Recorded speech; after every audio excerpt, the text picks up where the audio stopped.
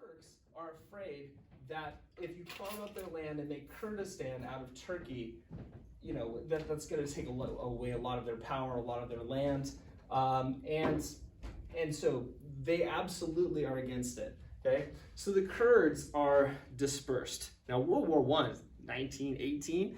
Okay, so a long time ago, right? And so the Kurds have been looking for a homeland since. You can see that they are scattered between Iran, Iraq, and Syria, all these different places, okay? And so they're still looking for a homeland, okay? Now let's fast forward in time, okay? So let's go to 2003, when the United States invades Iraq. So when the United States invades Iraq, we go in because we feel that there's nuclear weapons there. We believe there's nuclear weapons there. We don't find any, okay? But what we do find is a dictator named Saddam Hussein. So Saddam, what he is doing is he is suppressing the Shia minority, okay? He's giving all the power to the Sunni majority, all right? And he's a bad dude, okay? I mean, he's like putting toxic gas on people, okay? Doing things that the United Nations has outlawed, right? Bad guy.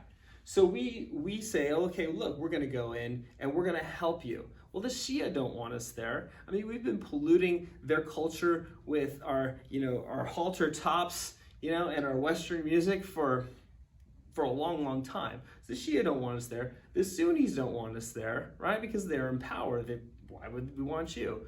But the one group that does want us there are the Kurds. The Kurds are like, oh, finally, our chance. Maybe if we help the Americans fight in Iraq, maybe we'll get our homeland finally. So the Kurds partner with US troops. We fight in Iraq. We battle things out. We find Saddam. We kill Saddam. Yeah. Okay? The Kurds, looking at us pleadingly, are waiting for their moment, and the United States leaves. Okay? Kurdistan never appears. Okay? My class, you guys were like, oh, the Kurds, the poor Kurds. Okay? So, Kurdistan. All right. This slide is talking about ethnic diversity in Asia. And like Mr. Wright was saying earlier, people here don't really identify as Iranians or Afghani people, okay? There's more of an affiliation with your tribe, okay? So if you're from Afghanistan, you might see yourself as, Pashto, okay? Or you might affiliate with a tribal group more so than your nationality, okay? And this is just showing you all the different colors on here. It's just showing you the various tribes, or basically all the different ethnic groups that are scattered throughout Asia. And part of the reason why there's so much conflict is you can see where the state lines are drawn can be right through where two ethnic groups are living, okay? So if a state draws a line between, who is that there? Well, that's the Kurds. That's not gonna. They're having problems with everyone anyway. But you can imagine if there's an ethnic group here, right, and an ethnic group here, and we draw the line to incorporate part of this ethnic group with part of this ethnic group, there could be trouble. Okay. To elaborate, like what we didn't get when we went to Iraq, we didn't get that these were Sunni Arabs and these were Shia. They wanted to be part of Iran. We thought we were going to go in there and they were Iraqis, and then you talked back that? Okay, all right. Yeah, and then the other thing we don't get over here in Afghanistan is which side is the Taliban, that's an ethnicity, or several ethnicities, versus the government side, which are other ethnicities. Ooh, tell them about Lebanon though. Oh, Lebanon. Let me go back here. Okay, so Lebanon, all right. What you've got going on over here, if we saw a blown up map, you've got Christian, you've got Muslim, you've got Druze, which is a mix of both, all right, of the religions, and then they have their ethnic groups. And when the economy is doing fine, no conflict. But during a recession, you start blaming the other guys for your problems, you get ethnic conflict. And they're going through it right now with the economic downturn because of the Coronavirus. I keep doing that. It's like when you talk about how they funded ISIS through Lebanon, the Muslims, and how they basically were The Hezbollah. Okay. Yeah. All right. Okay. So here, forced migration in Europe. You see, at the end of World War II, people are fleeing Eastern Europe. All right. It was a huge brain drain, and we talked about in Germany. What's happening is this is going to get divided into East and West Germany, but in East Germany is Berlin, and that's a way for people to get out. All right, we actually had false bottom trucks to sneak out the mathematicians, the scientists, and whatnot. But everybody's trying to run because the Soviets are just trying to strip the land of everything and take what they can. And ethnic groups that the Soviets were despised, they loaded them up in trucks and took them out to Siberia. So when you look at a map of Russia, you're like, what are all those ethnic groups like Ukrainians doing out in Siberia? The Soviets, they were trying to make up for what they lost in the war. They lost 20 million people. They lost everything. They're trying to make up. So all these groups are coming. And some of my friends' parents were actually refugees. My friend Wes, his mom was from Latvia, all right? And she batted her eyelashes at Wes's dad, John, when she was over there. John fell in love and married Mrs. Seibel and brought her back to the United States. You saw a lot of that going on. You guys saw in October Sky, one of the guys working in the machine shop was Eastern European. So you see a lot of that happening, okay? So when we say forced migration, they're fleeing, all right? They're fleeing persecution. They're fleeing what they know is going to happen, that life under communism. So the best and the brightest got out, all right? That's why our rockets were better than their rockets. We got the better German and Eastern European scientists, okay? All right, why did that happen to me? Okay, this is Mr. Hillstrom's wheelhouse. You know, what we talk about is the former Austrian-Hungarian Empire, but down here, the Ottoman Empire, you had all these little ethnic groups, but you've got the big bad Ottomans controlling you. You despise them, you loathe them.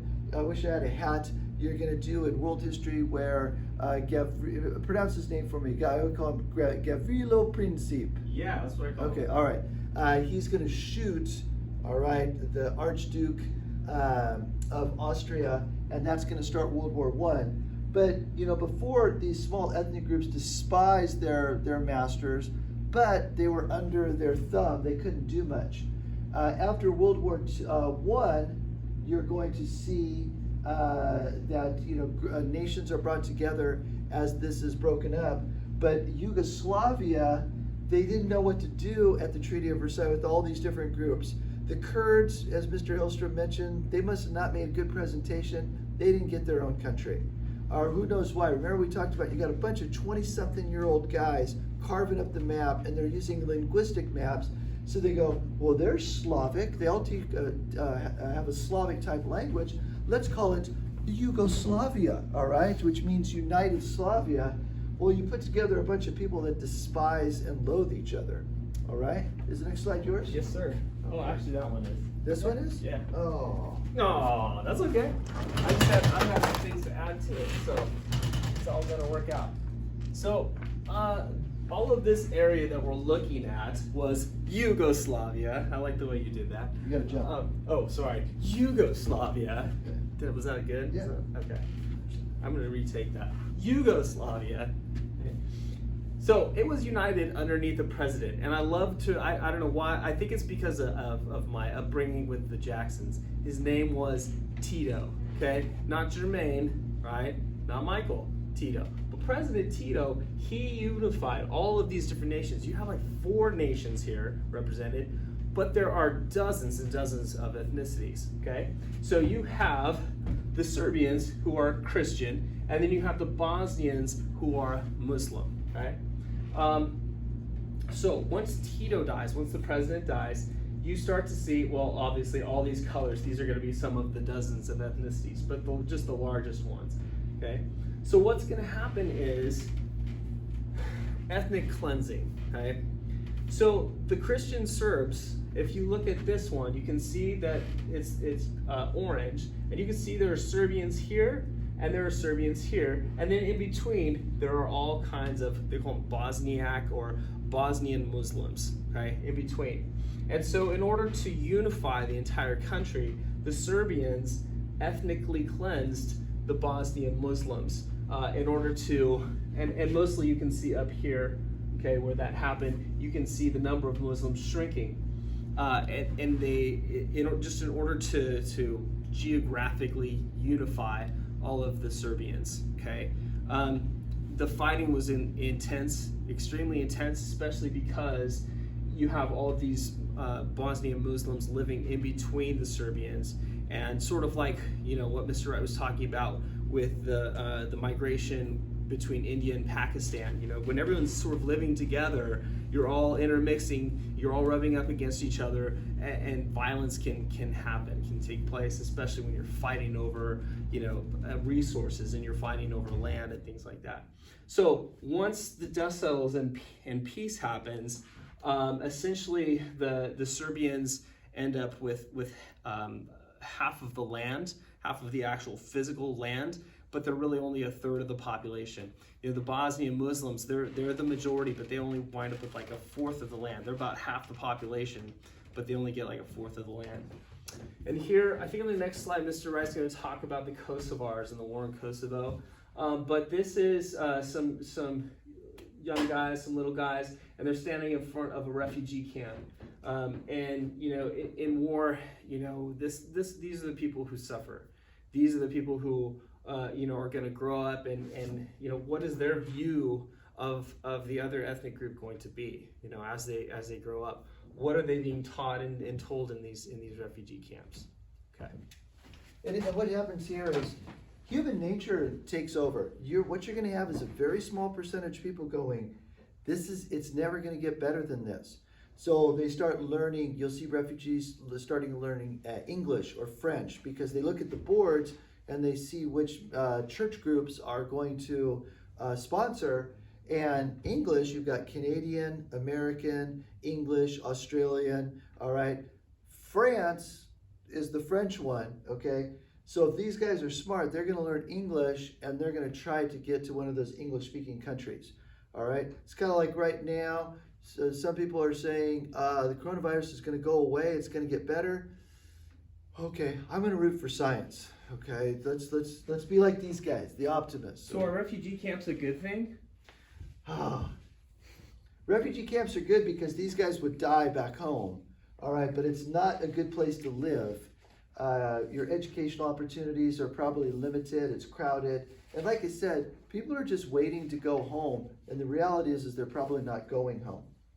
Okay, what this slide talks about is everything that Mr. Hillstrom was saying, where we actually found out from aerial photos, from satellite images, that the Serbians were massively killing, the genocide. They were trying to wipe out the Bosnians, and what is this, Albanian villagers in this case, just trying to wipe them out. And you're like, how could they do that? Well, a lot of it was just for access to the sea, you know, the prime lands, the ports and whatnot.